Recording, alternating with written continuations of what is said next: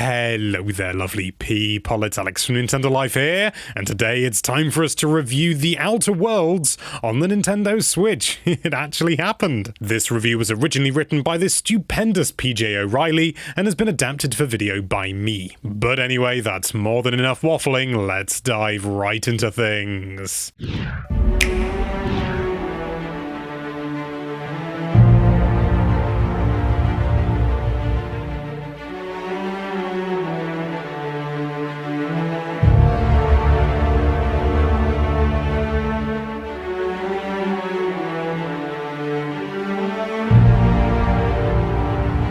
Obsidian's The Outer Worlds was very well received when it originally launched back in the October of 2019. It's a satirical and darkly humorous RPG that takes the first-person Fallout experience and blasts it into orbit. However, as much as it has in common with the Fallout games, it's also very much its own distinct affair, a remarkably streamlined and breezy offering that eschews its nearest inspiration's enormous open worlds for bite-sized areas made up of a wonderfully vibrant selection of alien planets and a campaign that can be rampaged through in only about 20 hours. When it was first announced that the game would be coming to Switch, we were, to be brutally honest, quite doubtful at just how well this game would run on Nintendo's new hybrid system. I say new. And although it's not quite as smooth sailing as some of the other offerings, Virtuous have still managed to deliver a decently solid port onto Nintendo's handheld. In The Outer Worlds, you assume the role of the Stranger, freshly de-thawed from a 60-year cryo-slumber aboard the colonizing ship Hope by the rather mad scientist Phineas Wells. Think of him as a sort of Dr. Emmett Brown, but in space. Wells informs you that Halcyon, the colony you were en route to before your ship got lost for over half a century, is now on the verge of complete collapse due to the incompetence of various megacorporations, known collectively as the Board, who run the entire system. You must therefore set out to gather the components required to revive the rest of the crew of the Hope, who are the best and brightest of the colonizers, so it's no wonder it all went into collapse, in order to save Halcyon from certain doom. Once you've spent a little time in the game's comprehensive character creation suite, you'll be whipped off to the colourful environs of Emerald Vale, where your first task is to secure a power regulator for the spaceship that you're going to be using to traverse the game's galaxy map. And it's this very first mission where you get a good feeling for the ebb and flow of how the rest of the Outer Worlds is going to play out. You'll need to head off to the local town of Edgewater and speak to the head of the Salt Tuna Cannery, the eminently untrustworthy Reed Thompson, and you'll be faced with the moral dilemma of whether to shut down this failing town's power supply in order to complete your objective, or to instead switch the power off at a nearby botanical gardens, where a bunch of deserters have set up camp to escape a harrowing life of mindlessly canning tuna. It's a mission that's brought brilliantly to life by witty dialogue peppered with dark humor and punctuated with plenty of the game's often hilariously violent combat. And it's also one that genuinely made us pause for a little bit of time before deciding which way we'd let the power continue to flow. It's also a mission where you'll pick up the first of 6 possible companions who'll join you aboard your ship, known as the Unreliable. On this vessel, you'll be darting around Halcyon, running errands, taking side quests against various factions, and hacking, sneaking, shooting, looting, and stealing your way to one of the game's 3 endings. These various companions that you'll meet on your travels not only provide some genuinely entertaining company, Parvati may be our favorite video game sidekick of all time, she's just great, they'll also unsurprisingly lend you a hand in combat, providing support and enabling you to make use of various special attacks and skills in order to successfully navigate the space beasties and bad guys that you'll be bumping into as you wander around the far-flung planets. The combat in The Outer Worlds shares an awful lot in common in terms of how it looks and feels, at least, with the Fallout games, but it also stands up well as its own unique thing. The VAT system, which you may remember from Fallout 3 and up, is removed here and replaced by a time dilation effect, which temporarily enables you to slow down proceedings in order to give you a fighting chance against a pack of foes. It's a satisfying, if not entirely original mechanic, and it improves over time as you unlock perks, allowing you to slow down time for longer periods as well as do targeted damage to distinct body parts, blinding an enemy by shooting them in the face, for example. Charming. The removal of the VAT system makes the whole thing feels like it plays flies at a much zippier tempo than Fallout,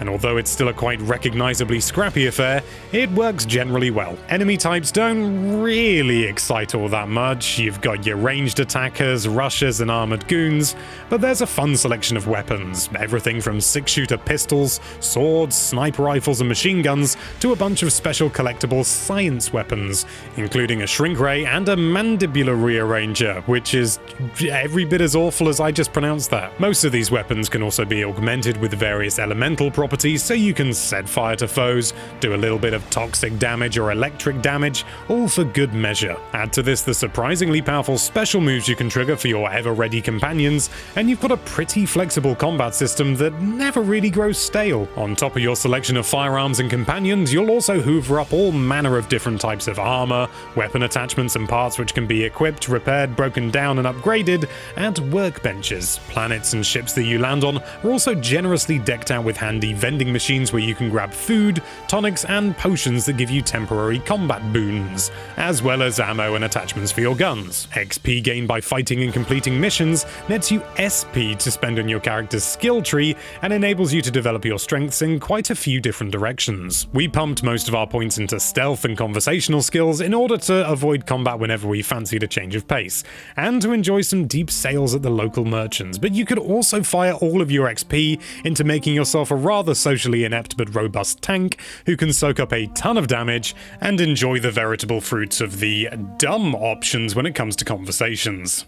This is what I chose. We'd also advise pumping your points into your inspiration stat as soon as you possibly can, as you'll need to raise this above 20 in order to gain access to those sweet companion attacks that we mentioned earlier. Everything here then is pretty much standard RPG affair, but it all feels rather refreshingly streamlined. The world, as we mentioned, isn't some great big open one that you'll never find time to see every corner of, and each location here is easily digested. You'll usually find a smattering of inhabited areas, some open spaces with majestic alien vistas, and a handful of buildings to fight through in each location, and there's always a handful of side quests, collectibles, and loot to suck up with your vacuum mouth. The story also nips along at a surprisingly quick and breezy pace, and ignoring side quests and just sticking to the main objective could see you through this one in about 15 hours.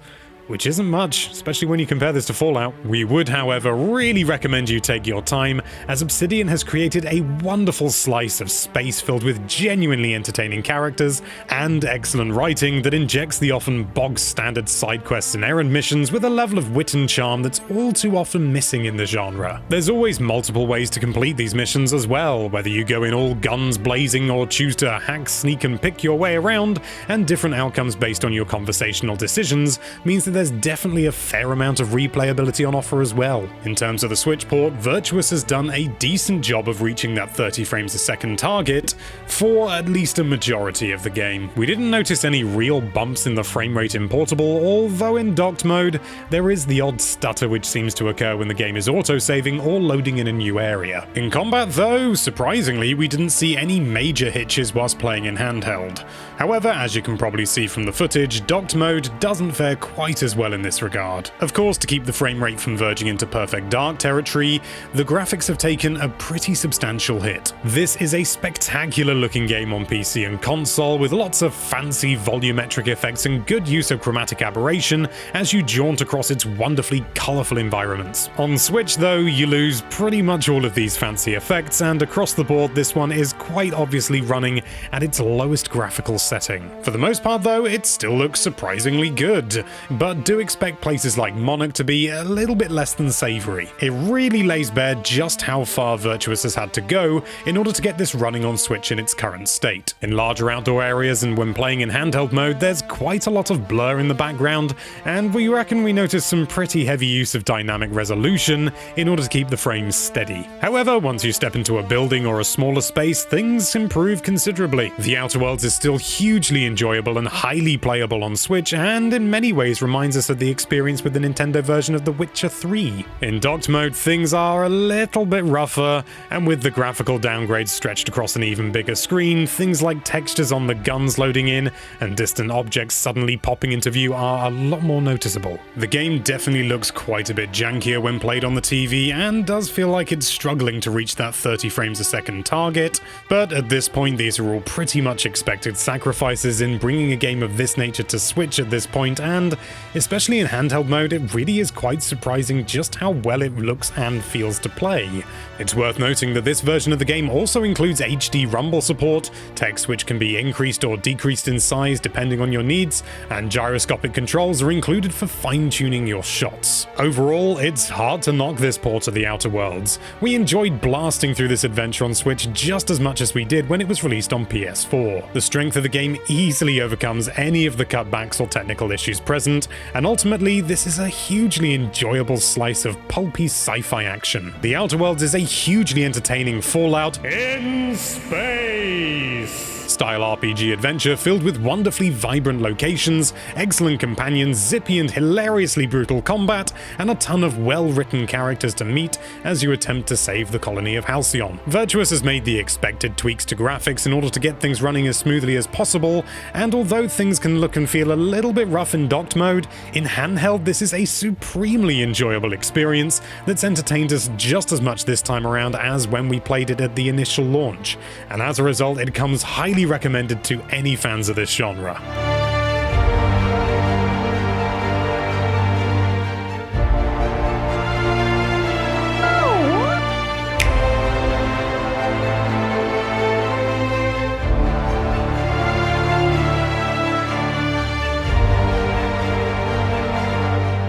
Wowzers trousers, you've reached the end of the review, and that means it's time for Alex's personal thoughts. Oh yes. I've got to be honest, I don't think I had exactly the same experience with the game that the original author of this review did. PJ, he's a lovely chap, and we did actually have a relatively in-depth conversation trying to work out quite why we didn't have exactly the same experience, and I think what it comes down to is handheld versus docked.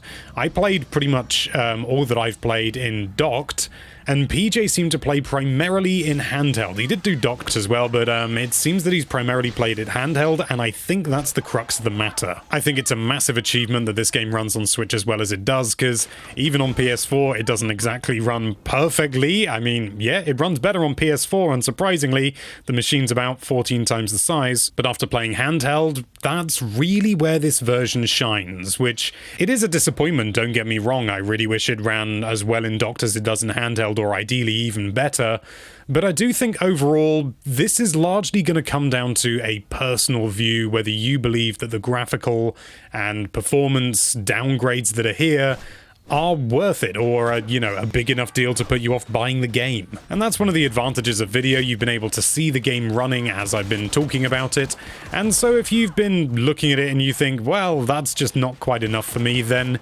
thankfully you've already got your answer. But if you're looking at it and you think, that looks fine, I can play that, you too have got your answer. As to my personal recommendation, I would say if you've got another platform like the PS4 or Xbox One or PC, well actually that's all of them, I think I'd be more inclined to suggest getting it on that, as it'll be largely cheaper, it'll run better. But if all you've got is a Switch, or you really want to play it on the go, then I can say yeah, go for this one as well. Just be prepared that it's not quite as smooth as something like Doom, but is still enjoyable and still a good time.